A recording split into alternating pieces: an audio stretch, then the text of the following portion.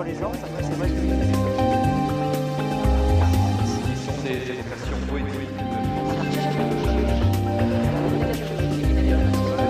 et en même temps, un travail donc de la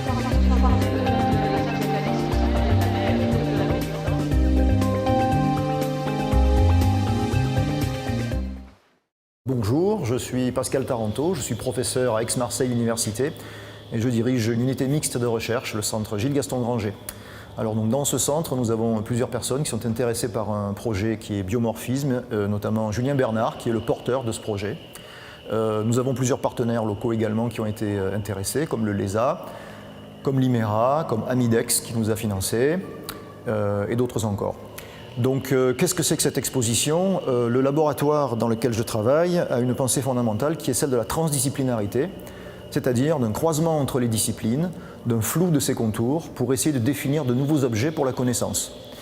Le biomorphisme est une idée relativement ancienne puisque c'est un terme qui remonte à la fin du 19e siècle, chez un auteur anglais qui s'appelait M. Haddon. Bon.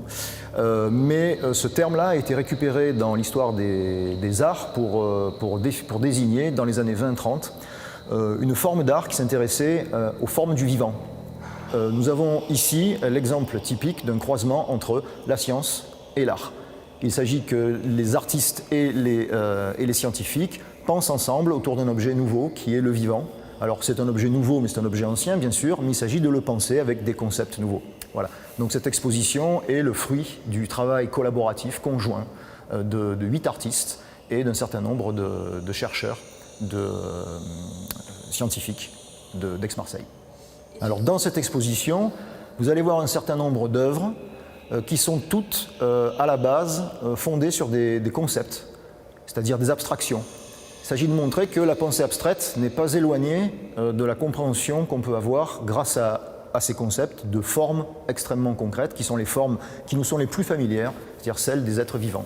Alors on va voir en fait un certain nombre d'essais esthétiques qui ont pour support tous les supports que se donne aujourd'hui l'art moderne, c'est-à-dire papier, des calques, des installations, l'utilisation de matériaux industriels, l'utilisation, comme vous le voyez, d'œuvres monumentales de land art, etc. Les artistes ne se sont rien interdit, ils sont pleinement libres comme normalement l'art doit l'être.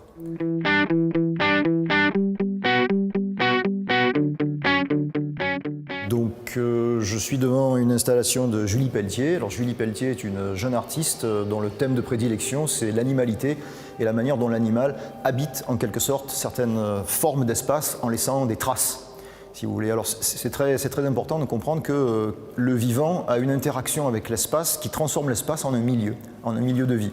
Donc ici par exemple derrière, dans cette installation qui est intitulée « Délicatesse et autres tourments », alors pourquoi délicatesse? Peut-être parce qu'il s'agit d'une toile et que tisser c'est le travail le plus délicat, bien sûr, et autres tourments parce que peut-être que cette toile est une toile d'araignée et que les insectes qui vont s'y laisser prendre vont avoir quelques tourments. Alors ce qui est intéressant c'est qu'ici l'artiste a essayé de placer son travail dans un espace sans rien changer à cet espace, c'est-à-dire en tendant des fils se servant du mobilier déjà existant pour pouvoir étendre son emprise, sa possession de cet espace et le transformer en un milieu. Alors, la toile, c'est très intéressant, bien sûr, parce que ça donne des formes assez complexes, assez belles, qui sont totalement habitables, à la manière d'un refuge, à la manière d'un abri pour s'y cacher. Et il était prévu qu'une autre de nos artistes, Barbara Sarrault, travaille avec cette toile pour y danser, à la manière d'une araignée rousse. Voilà. Donc moi, c'est un travail que j'aime beaucoup. Le travail d'appropriation de l'espace par un être vivant commence toujours par une manière, si vous voulez, très déterminée de s'approprier l'espace. Quand vous voyez une araignée qui tisse sa toile, elle dessine des motifs qui sont extrêmement géométriques, en se servant des points d'appui qu'elle a, puis après elle dessine quelque chose qui ressemble à une œuvre et l'espace qui était nu devient une sorte d'abri, devient quelque chose où elle pourra pondre ses œufs, où elle pourra laisser ses traces, etc. Et après ça devient extrêmement plastique, puisque la toile elle peut se déformer, elle peut se briser, elle peut se transformer en quelque chose de tout à fait différent, avec toujours cette espèce d'idée que le vivant est là et habite cet espace parce que c'est un espace qui se transforme selon ses besoins, selon son activité. Voilà. Donc justement, si la personne qui devait danser là l'avait fait, on aurait vu que la toile se déforme, qu'elle devient quelque chose d'autre à chaque fois et qu'elle porte des traces éphémères de l'activité animale.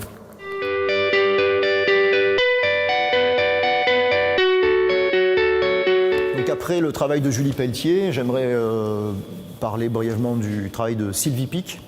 Donc le travail de Sylvie Pic est assez extraordinaire et assez symbolique de tout ce qui est fait ici dans Biomorphisme. Elle a d'ailleurs, Sylvie Pic, très largement contribué à l'élaboration, si vous voulez, de l'exposition. Alors pourquoi? Parce qu'en fait, Sylvie Pic part d'une idée très scientifique, très mathématique, qui est celle de la topologie.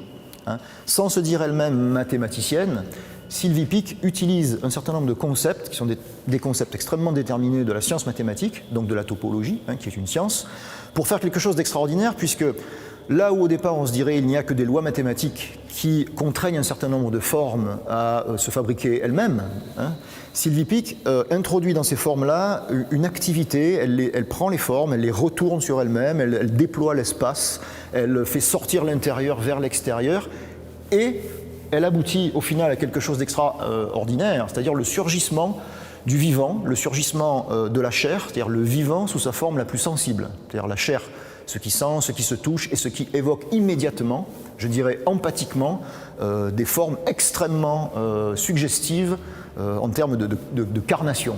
Donc si vous regardez ces tableaux ici, bon, vous voyez, il y a peu d'arêtes vives, tout se prête à la caresse, tout se prête voilà, à la circonvolution. La texture, si vous voulez, graphique est extrêmement charnelle. Elle évoque une sorte de douceur. On a l'impression d'avoir de la peau ici, en quelque sorte. Donc cette topologie dans laquelle les formes se sont travaillées, déployées, renfermées, finalement devient une surface revêtue de peau, prête à recevoir, disons, le regard haptique, c'est-à-dire le regard qui touche, le regard caressant, de celui qui empathiquement se projette dans ces formes.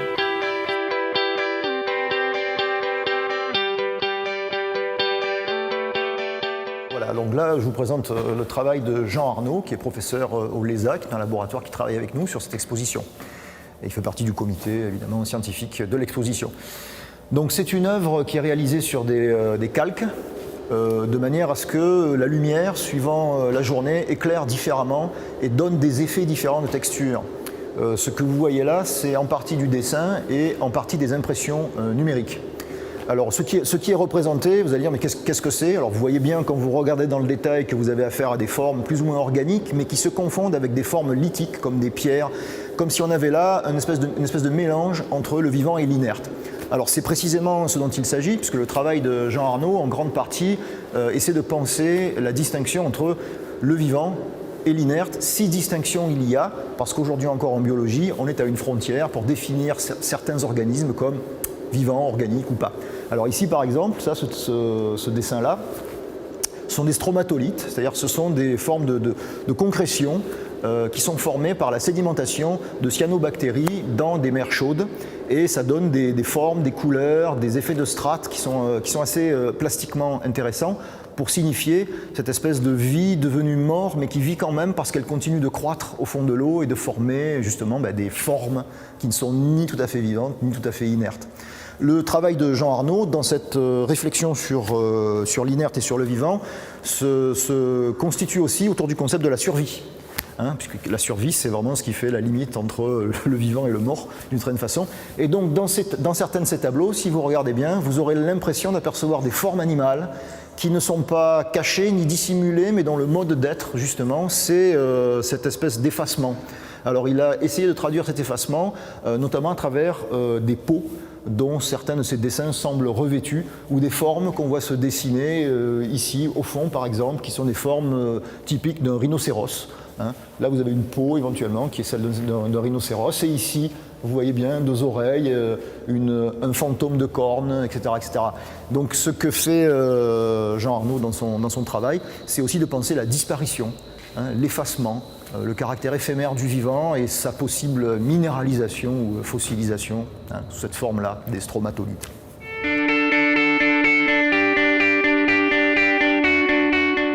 là, c'est un travail qui est extraordinaire, c'est-à-dire qui est extraordinaire, puisque de par ses dimensions, même si ici vous ne pouvez pas le voir, il sort de l'ordinaire.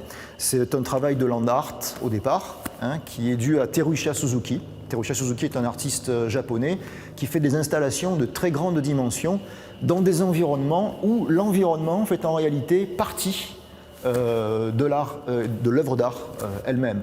Donc le concept fondamental du vivant qui est ici mis en œuvre par Terusha, c'est l'interaction, l'interactivité. C'est-à-dire le fait que ces œuvres ne soient pas désaffectées, mais destinées à être habitées et à provoquer, elles aussi, comme toutes les œuvres ici, une certaine empathie, c'est-à-dire une projection du spectateur qui regarde, du sujet qui regarde, à l'intérieur des œuvres pour les animer et en faire autre chose que des bouts de bois, des morceaux de matière inerte. Donc par exemple, dans ce travail-là, donc, qui s'appelle Shelter. Donc Shelter, c'est abri, bien sûr. Donc là, vous envoyez une maquette. Ici, c'est la photo de l'œuvre réalisée. Donc c'est un abri. Terusha, quand il travaille, il demande toujours aux habitants des villages environnants des renseignements sur eux pour travailler de telle sorte que son œuvre ait une signification pour eux. Donc il leur demande ensuite de pénétrer à l'intérieur, si vous voulez, de son abri, de son shelter, pour essayer de l'habiter comme si cet endroit avait une âme, hein, quoi que ce soit un objet inanimé. Et il dispose souvent, sur son travail, des petits dispositifs optiques qu'on appelle des sténopées, qui permettent de voir à l'intérieur de l'abri l'extérieur, l'environnement, comme s'il faisait partie de l'installation lui-même. Hein. Donc on a à la fois cette idée que le vivant en sécurité se crée un environnement favorable, mais qu'il est toujours en interaction avec son environnement et que finalement on retrouve encore cette idée d'un milieu dans lequel le vivant habite et transforme, si vous voulez, par son action, tout ce qui l'environne.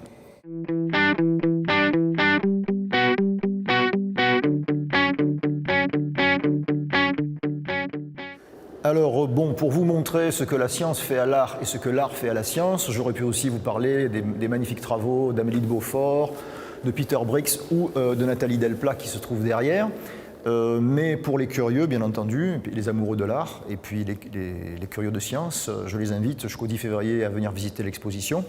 Il faut savoir que cette exposition est en fait le produit donc d'une réflexion conjointe de toutes ces personnes et qu'actuellement se déroule un cycle de conférences à l'IMERA, mais aussi grand public à la Friche de la Belle de Mai, ce qui signifie que l'aventure biomorphisme est loin d'être terminée et que très probablement cette exposition va être déplacée en France et à l'étranger et nous espérons qu'elle donnera beaucoup d'idées à beaucoup d'artistes et beaucoup de scientifiques pour se joindre à nous dans cet effort collaboratif et transdisciplinaire. Voilà, je vous remercie.